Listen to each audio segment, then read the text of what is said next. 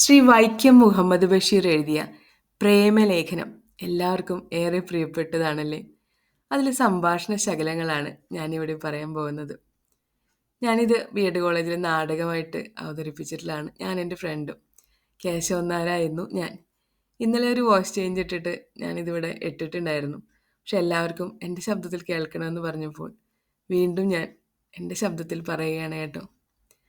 പ്രിയപ്പെട്ട സാറാമ്മേ, ജീവിതം യൗവന തീക്ഷണവും ഹൃദയം പ്രേമസുരഭിലവുമായിരിക്കുന്ന ഈ അസുലഭ കാലഘട്ടത്തെ എൻ്റെ പ്രിയ സുഹൃത്ത് എങ്ങനെ വിനിയോഗിക്കുന്നു?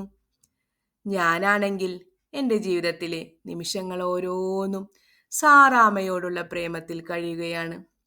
സാറാമ്മയോ ഗാഠമായി ചിന്തിച്ച് മധുരോധാരമായ ഒരു മറുപടിയിൽ എന്നെ അനുഗ്രഹിക്കണമെന്ന് അഭ്യർത്ഥിച്ചുകൊണ്ട് സാറാമ്മയുടെ കേശവൻ നായർ. എല്ലാവർക്കും ഇഷ്ടപ്പെട്ടു എന്ന് കരുതുന്നു.